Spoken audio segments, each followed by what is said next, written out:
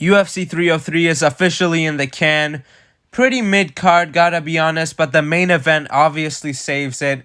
Poatan, the son of the UFC, saves the card once again with another phenomenal highlight. My bad, I was wrong on this one, but I did go fucking 11 and 2 on the fucking card. Alright, so don't disrespect me for the fucking main event pick being incorrect, but I was wrong. I expected Yair to use his right hand more. I didn't expect the wrestling, but I would have liked to see it against Pereira, the kickboxing champion. I saw Magomed Ankalaev, in his call out like a bit ago, just say, I got enough knockout power. I can handle Alex Pereira on the feet. If he wants any chance to, succeed against Pereira, come on, just shoot a takedown, get it over and done with, and control Pereira for the round.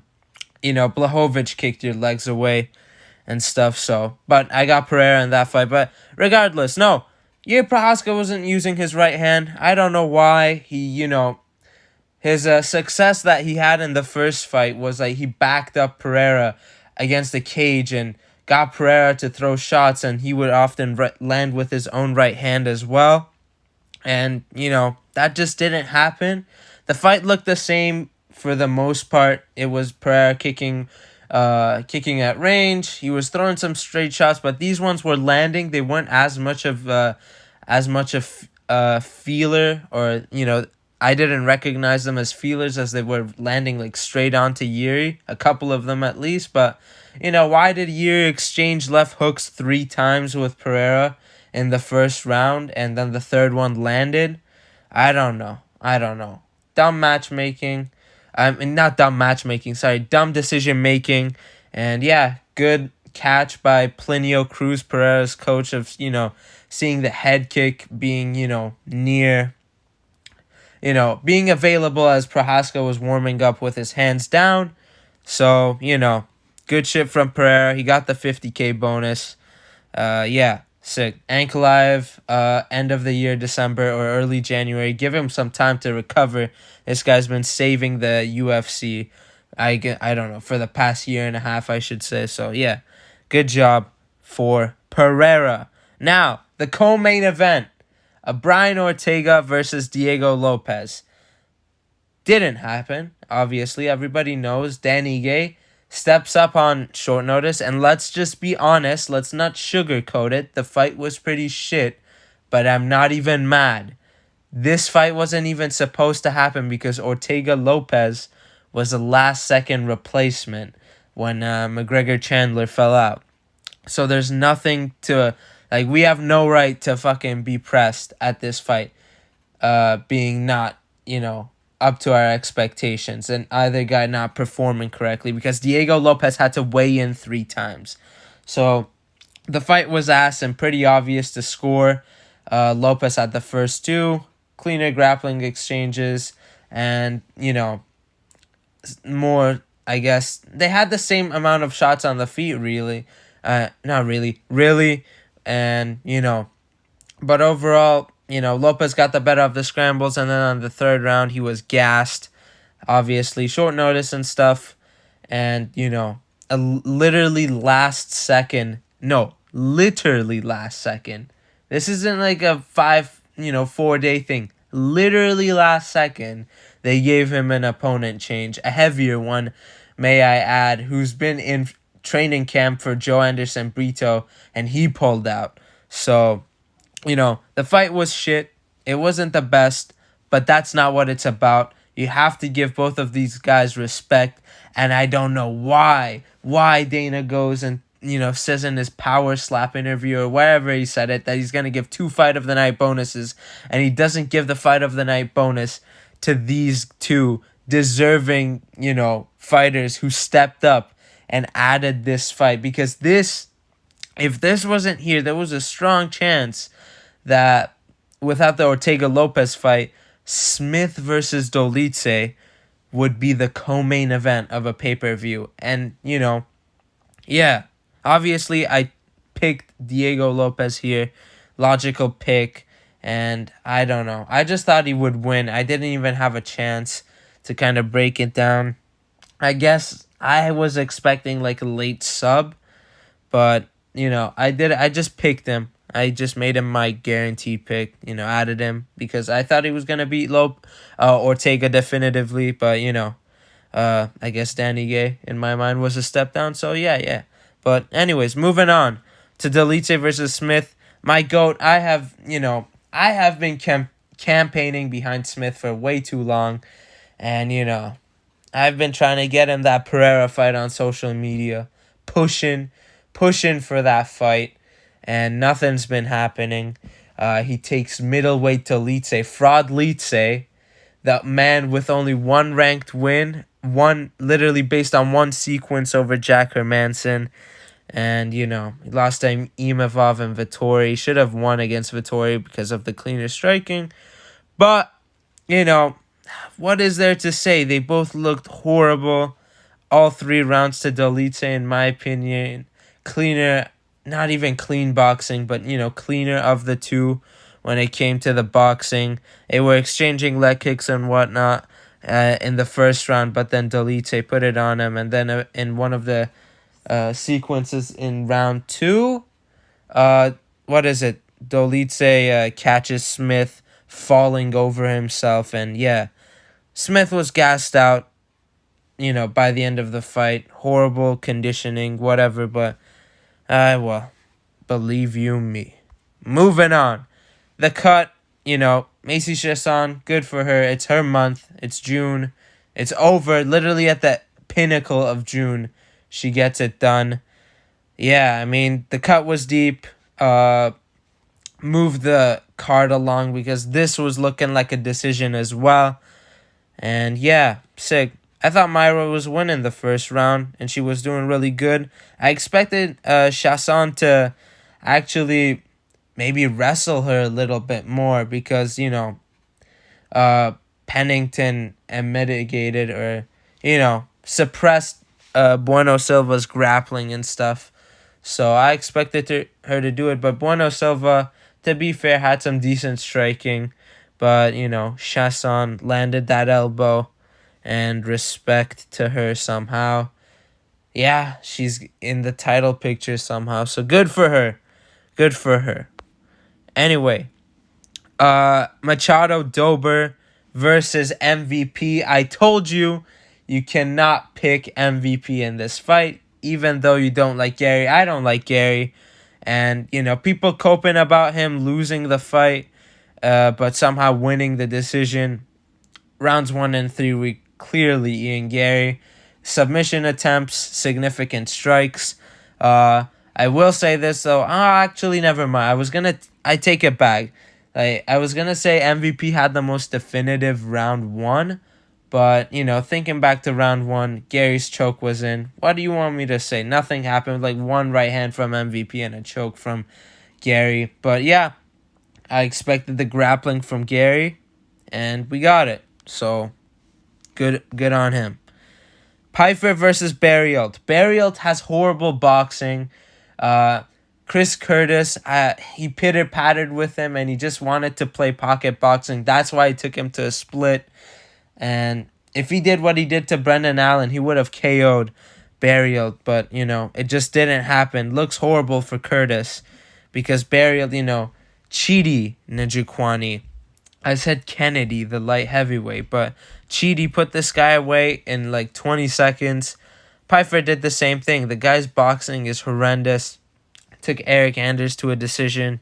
Nothing impressive whatsoever. It was obvious. Just Pyfer put him up against the fence and put some nice hooks on him. And, Barrialt falls because his chin also has been cracked way too many times. Now, on to the fight of the night. Or, on paper, the fight of the night. Because, I thought a fight upcoming was actually more deserving of fight of the night. But Philly versus Swanson, robbery. Swanson should have won. Philly's striking defense has to be studied because it is horrible. But, it's just whatever. I thought he would win via sub, and he was going for the takedowns and stuff. And I thought an older Cub would kind of give way to the submission to happen in like round 2, round 3, something like that. But it is what it is. You know, robbery for Philly, but congrats to him. He had it tough against Ige earlier this year. Now, Jean Silva versus Charles Jourdain. Misses weight, long walkouts, long weigh-ins, drags everything out. At least he puts on a good show to some extent.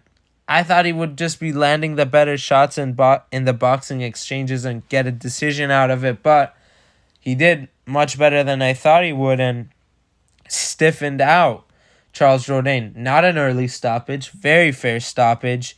And yeah, just, took away everything from Charles Jourdain. And people were thinking that Charles Jourdain was going to exchange and slang and bang with this guy because he took out, Weston Wilson. So he's going to come in here and also bang with Jourdain. And Jourdain's going to bang back because he banged back with Burgos. And, once you look at Burgos in, a little closer, in, the lens, Edson Barbosa, losing to him doesn't look too good in hindsight.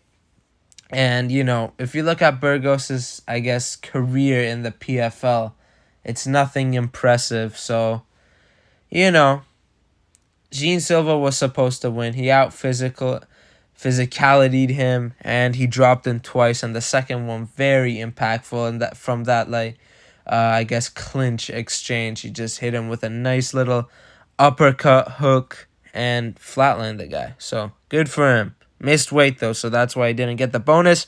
Peyton Talbot crushed his can. What do you want me to say? I know, I wasn't too impressed. No, sorry, not impressed. I didn't believe the hype even after the Cameron Simon knockout, but this, Giannis Gamuri was a layup, obviously, minus 1,600 favorite. You're supposed to do this to the guy, and he did. He should have. This is what Bo Nichols should have done on UFC 300, but I'm starting to have doubts when it comes to Bo Nichols. But never mind, moving on from this. This doesn't really change anything for Peyton Talbot. He called out Adrian Yanez, which is the perfect fight, other than Cody Garbrandt, the perfect fight. But I'm worried Yanez might not accept and play the veteran card and say, oh, you have to earn this. But, Yanez got to pay him back because they gave him Rob Font after he beat all the cans and robbed Davy Grant. So I would love to see the fight. I would love to see the fight between Peyton Talbot and Adrian Yanez. Now, Jillian Robertson versus Karate Hotti. It was this fight. It was one of those dominant female fight grappling, performances. It reminded me of Jasmine Jastovicius versus Priscilla Cachoeira in most recent memory. That's what comes to mind. It wasn't as, bad of a beatdown, but it was very lopsided. And, yeah, 30-27s. I think one of the rounds you can give a 10-8. Not the last one, but one of the first two rounds. It was just way too definitive for, Jillian Robertson against Gomez. And, yeah, she retired. She had a horrible streak. If that Angela Hill split decision, went the other way, she would be on an 8-fight losing streak. But, decent career, I guess. I did say, she had an unsuccessful career. But, decent career memes aside. And, yeah, just a beatdown. One-way beatdown for Jillian Robertson. Now, this is the fight of the night I was talking about. Absolute heavyweight slugfest. If you missed it, go rewatch it. Martin Bidet versus Arlovsky. You couldn't sustain yourself. Your soul was coming out of your body into the screen wanting to watch this fight. Peak heavyweight, Martin Bidet, the real deal, is going to give Aspinall a run for his money. Jailton Almeida won't be able to take this guy down. And yeah, just an absolute force in the heavyweight division. Arlovsky still showing that he can keep up with the top prospects. And yeah, moving on to Ray Tesura versus Carlos Hernandez. I predict this was the best prediction I had on the card, in my opinion.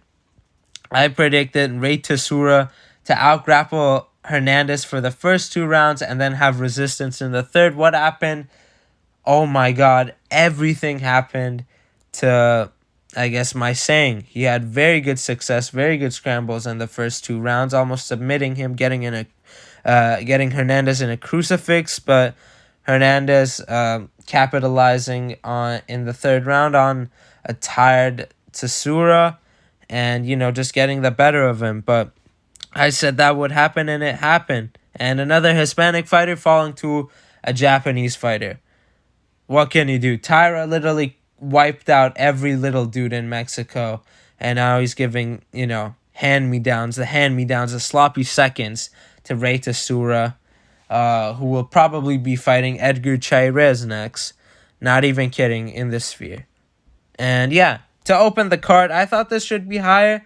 This fight should have been higher, but in hindsight, I guess it was the perfect opener, in my opinion. Good fight, nothing much to take away from this other than that Ricky Simone is a shell of himself. No high-volume takedowns. No good pocket boxing. Vinicius Oliveira is keeping this dude at range, poking at him away, and defended all his takedowns, the very few that Simone shot. And, he had a nice little Rabona kick at the end. Predicted all of these fights except Smith versus Pereira. Smith. I've promoted that fight way too much. It's in my head. Didn't get Smith right and didn't get Yuri fight right either. But yeah, speaking of that, here are the picks that I made on the Insta. And yeah, 3-1 on guaranteed picks. A bit sloppy, but it is what it is. Wipe the rest of the card. It was looking like my first ever sweep, but yeah. And thoughts on the overall main event?